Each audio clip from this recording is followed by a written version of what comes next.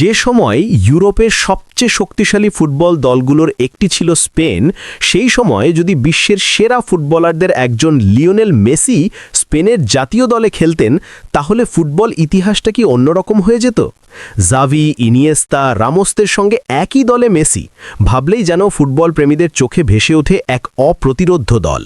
অনেকেই আজও প্রশ্ন করেন, স্পেনের হয়ে খেলার সুযোগ থাকা সত্ত্বেও কেন আর্জেন্টিনার জার্সি বেছে নিয়েছিলেন মেসি? অবশেষে সেই প্রশ্নেরই সোজাসাপটা উত্তর দিয়েছেন LM10। আমার হৃদয় সব সময় আর্জেন্টিনার। এই এক বাক্যেই যেন লুকিয়ে আছে তার জীবনের সবচেয়ে বড় সিদ্ধান্তের গল্প।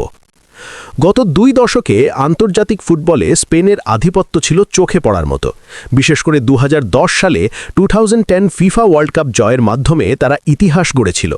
সেই সময়ের স্পেন দলটিকে ফুটবল ইতিহাসের অন্যতম সেরা দল হিসাবেও ধরা হয়। মিডফিল্ডে ছিলেন জাভি হার্নান্দেজ ও আন্দ্রেস ইনিয়েস্টা, রক্ষণে ছিলেন সার্জিও রামোস, যারা মিলেই গড়েছিলেন এক দুর্দান্ত শক্তিশালী স্কোয়াড। অনেক ফুটবল বিশ্লেষক মনে করেন, যদি সেই দলে মেসিও যোগ দিতেন তাহলে স্পেনের শক্তি আরও কয়েক গুণ বেড়ে যেত। কিন্তু বাস্তবে তা কখনোই ঘটেনি, কারণ সুযোগ থাকা সত্ত্বেও মেসি বেছে নিয়েছিলেন নিজের জন্মভূমি আর্জেন্টিনাকেই। মাত্র 13 বছর বয়সে নিজের জন্মশহর রোজারিও ছেড়ে স্পেনে পাড়ি জমান মেসি। তার ফুটবল জীবনের বড় অংশই গড়ে উঠেছে বার্সেলোনার বিখ্যাত একাডেমি লা মাসিয়াতে। সেখানেই তার প্রতিভা ধীরে ধীরে বিকশিত হয় এবং খুব অল্প সময়ের মধ্যেই তিনি হয়ে ওঠেন বিশ্বের অন্যতম সেরা ফুটবলার। যেহেতু তার কৈশোর ও পেশাদার জীবনের বেশিরভাগ সময় কেটেছে স্পেনে, তাই স্বাভাবিকভাবেই স্পেন ফুটবল ফেডারেশনও চাইছিল তাকে নিজেদের জাতীয় দলে নিতে। বিষয়টি শুধু গুজব ছিল না, এটা ছিল একেবারে বাস্তব একটি সম্ভাবনা। পরবর্তীতে স্পেনের কিংবদন্তি কোচ ভিসেন্তে ডেল বস্কে নিজেই স্বীকার করেছিলেন, স্পেন ফুটবল ফেডারেশন মেসিকে দলে ভেড়াতে সর্বোচ্চ চেষ্টা করেছিল। সেই সময় যদি মেসি স্পেনের হয়ে খেলতে সম্মত হতেন, তাহলে আন্তর্জাতিক ফুটবলের ইতিহাস হয়তো অন্যভাবে লেখা হতো। কারণ তখনকার স্পেন দল ইতোমধ্যেই ইউরোপ ও বিশ্ব ফুটবলে আধিপত্য বিস্তার করছিল।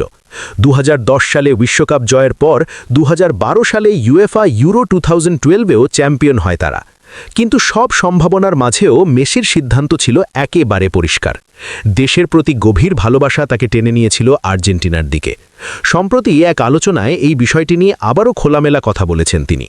বর্তমানে ইন্টার মায়ামি এফসিতে খেলছেন মেসি।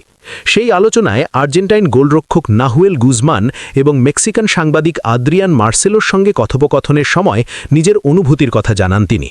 মেসির ভাষায়, সিদ্ধান্ত নেওয়ার সময় তার মনে কোনো দ্বিধাই ছিল না। মেসি বলেন, আমার হৃদয় সব সময় আর্জেন্টিনার সঙ্গে। আমি স্পেনে বড় হয়েছি, আমার ক্যারিয়ারের বড় অংশ সেখানে কেটেছে, কিন্তু আমার শিকড় কখনোই বদলায়নি। আমি সব সময় আর্জেন্টিনার প্রতিনিধিত্ব করতে চেয়েছি। তার এই কথাতেই স্পষ্ট হয়ে যায়, ক্যারিয়ারের সাফল্যের হিসাব নয়, বরং আবেগ ও দেশের প্রতি ভালোবাসাই ছিল তার সিদ্ধান্তের মূল কারণ। তবে এই সিদ্ধান্ত নিয়ে অনেক সময় সমালোচনার মুখে পড়তে হয়েছে মেসিকে। বিশেষ করে আন্তর্জাতিক বড় টুর্নামেন্টের ফাইনালে বারবার হারার পর অনেকেই প্রশ্ন করেছিলেন, যদি তিনি স্পেনের হয়ে খেলতেন তাহলে হয়তো অনেক আগেই বড় বড় ট্রফি জিততে পারতেন। কিন্তু সেই সব সমালোচনায় কখনোই নিজের অবস্থান বদলাননি তিনি, বরং বিশ্বাস রেখেছিলেন একদিন আর্জেন্টিনার হয়েই বড় সাফল্য আসবে। শেষ পর্যন্ত সেই বিশ্বাসই সত্যি হয়েছে। দীর্ঘ অপেক্ষা ও অজস্র চড়াই উতরাই পেরিয়ে মেসি আর্জেন্টিনাকে এনে দিয়েছেন মহাকাব্যিক সাফল্য।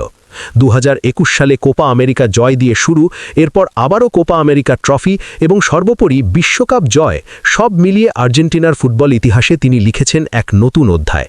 তার নেতৃত্বে দলটি জয় করেছে কোপা আমেরিকা 2021 এবং শেষ পর্যন্ত ফুটবল বিশ্বের সবচেয়ে কাঙ্ক্ষিত ট্রফি 2022 ফিফা ওয়ার্ল্ড কাপ। আজ যখন পেছনে ফিরে তাকানো হয়, তখন স্পষ্ট বোঝা যায় মেসির সেই সিদ্ধান্ত শুধু আবেগের ছিল না, ছিল বিশ্বাসেরও।